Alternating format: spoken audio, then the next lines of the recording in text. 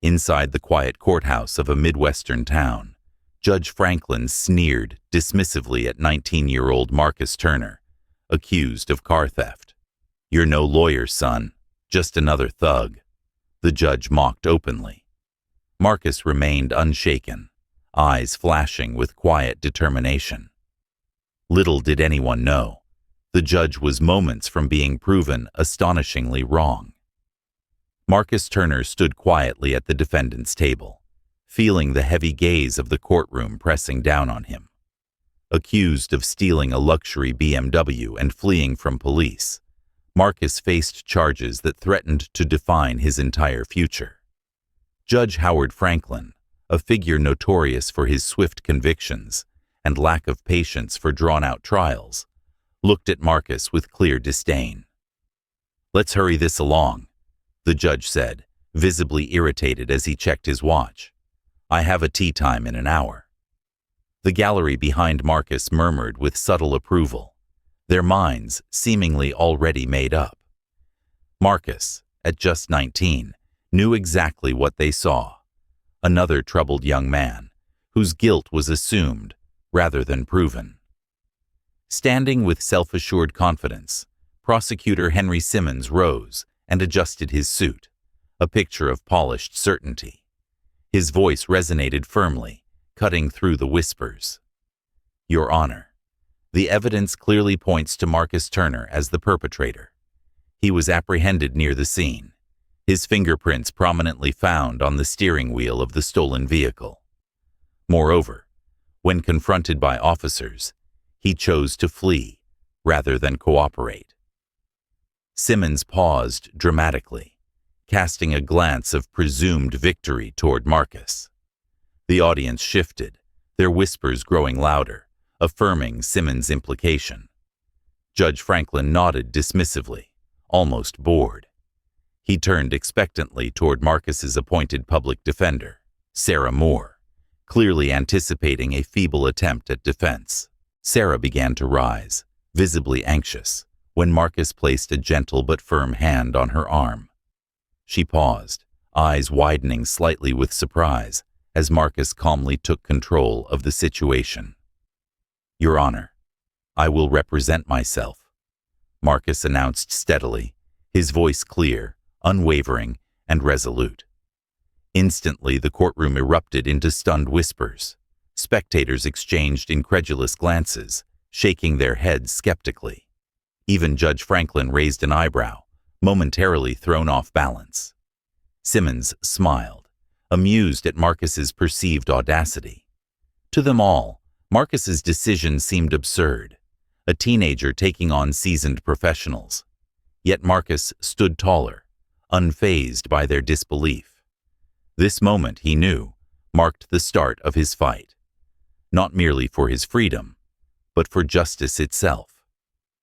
Stepping confidently into the center of the courtroom, Marcus directly confronted Prosecutor Henry Simmons. His voice was clear and steady, cutting through the tense silence that had settled over the courtroom. "Mr. Simmons," Marcus began deliberately, "did Officer Thomas explicitly state that he saw me driving the stolen vehicle?" Simmons scoffed dismissively, his confidence unshaken. "Of course. Officer Thomas's sworn testimony explicitly details that he observed you behind the wheel." A slight, knowing smile appeared on Marcus's lips as he calmly turned to face Judge Franklin. The judge, already annoyed by the disruption to his schedule, raised an inquisitive eyebrow, clearly skeptical, yet intrigued by Marcus's bold approach. "Your Honor," Marcus spoke respectfully but assertively, "I formally request access to Officer Thomas's GPS logs from the night in question." Judge Franklin's expression shifted, clearly caught off guard by the request. Murmurs began to ripple through the courtroom as spectators exchanged curious glances. Franklin turned a questioning gaze to Simmons, who hesitated noticeably before reluctantly agreeing. "We have no objections, Your Honor." Marcus paused a moment, allowing the significance of this concession to settle over everyone present. Then, he continued confidently, Officer Thomas claimed he witnessed me driving, yet according to my findings, he wasn't even near the reported scene at the stated time. The GPS logs will confirm this discrepancy. A collective stir of surprise washed over the courtroom audience. People leaned forward eagerly, intrigued by the unexpected twist in the narrative. Judge Franklin's expression became more serious, sensing a fundamental shift in the trial's direction. Without giving Simmons time to recover, Marcus pressed forward. "And what about my fingerprints on the vehicle?" "Circumstantial evidence at best," Marcus explained calmly. "Earlier that night, I walked past the BMW parked outside the diner. It was running, unlocked, and I briefly touched the steering wheel out of sheer curiosity." Marcus allowed his words to linger, then asked pointedly, his voice firm yet measured, "Does a moment of curiosity automatically equate to criminal intent? Is it fair to convict someone based solely on assumption and superficial evidence?" The courtroom fell into a thoughtful silence. Judge Franklin leaned back slightly, his previous disdain gradually shifting into genuine contemplation. Simmons looked notably unsettled, shuffling his papers nervously. Marcus, calm and unwavering, awaited their response, knowing he'd successfully planted seeds of doubt, and justice was finally within his reach. Marcus reached confidently into his file, producing a document that instantly drew the attention of everyone in the courtroom.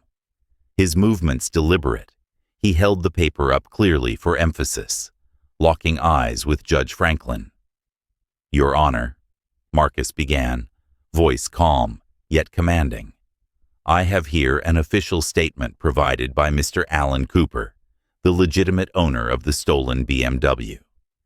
It appears the prosecution has overlooked or intentionally omitted this critical piece of evidence." Simmons shifted uneasily, his smugness fading rapidly as the courtroom's anticipation built. Marcus continued, deliberately reading from the statement. "Mr. Cooper explicitly describes the individual who stole his vehicle. He states clearly that the thief was a young white male. Obviously, Your Honor, I do not match that description." Audible gasps erupted from the gallery, spectators leaning forward, utterly captivated by this unexpected revelation. Murmurs cascaded throughout the room, filled with shock and disbelief. Judge Franklin, noticeably agitated by this glaring oversight, sharply turned toward Simmons, demanding, "Prosecutor Simmons, was this crucial statement ever presented to the court?" Simmons's face flushed red, sweat forming at his brow. He fumbled nervously through his papers, clearly rattled, before finally admitting in a voice barely above a whisper, "No, Your Honor, it wasn't." The admission reverberated through the courtroom, causing a visible ripple of disapproval among the observers.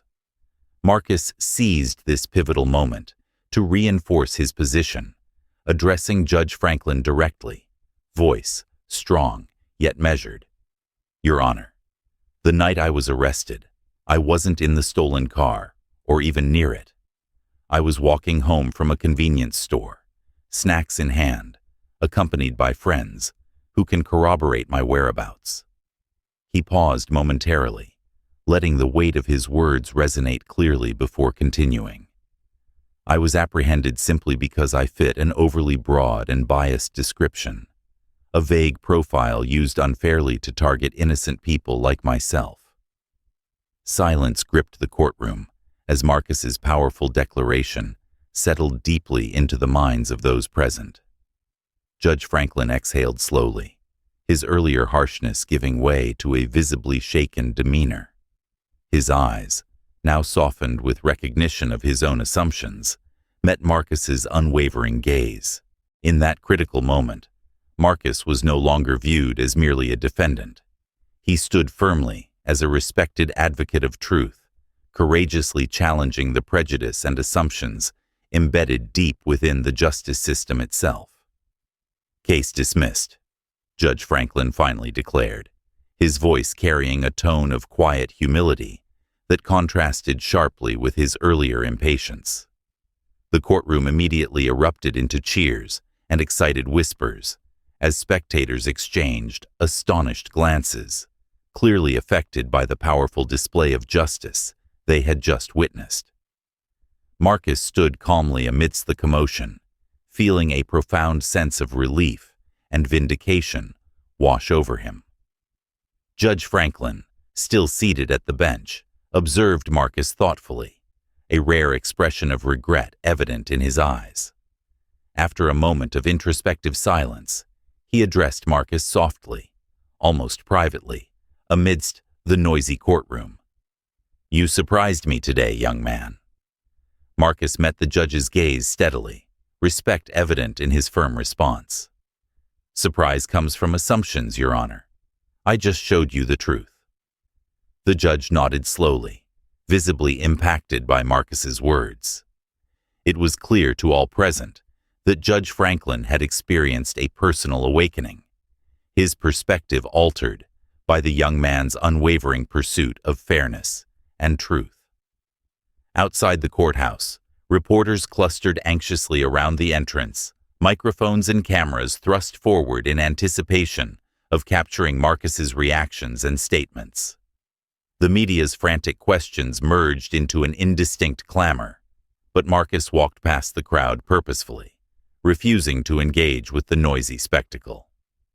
Waiting anxiously away from the media frenzy stood Deborah Turner, Marcus's mother, a respected paralegal known for her own commitment to justice.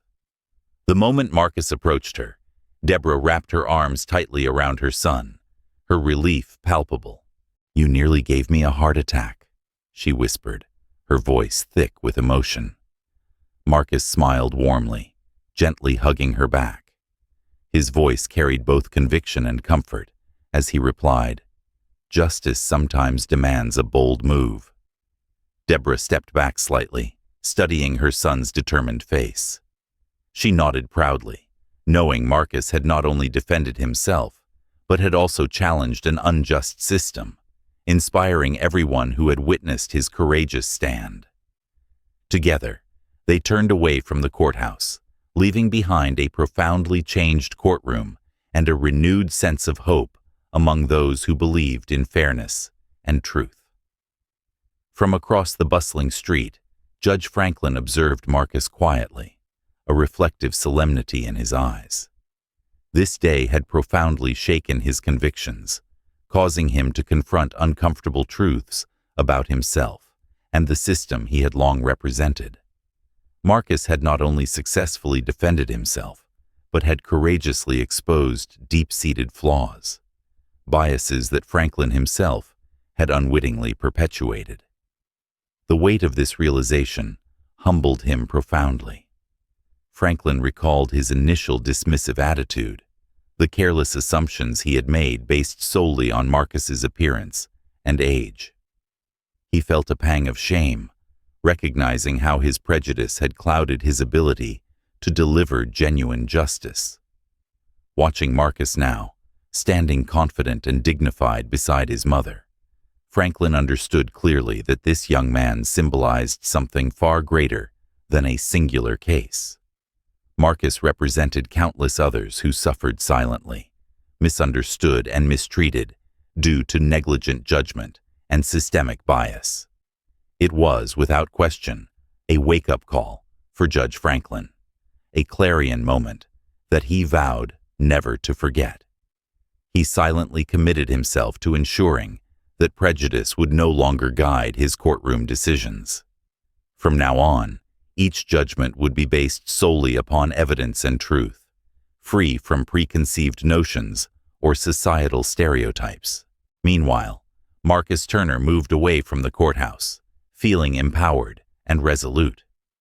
The intensity of this experience had irrevocably strengthened him. This trial, instead of breaking him, had forged an unshakable commitment within him, a profound dedication to fight for others who lacked the resources or voice to defend themselves. As Marcus walked with purposeful steps, his path became clear. This courthouse wouldn't see him again as a defendant.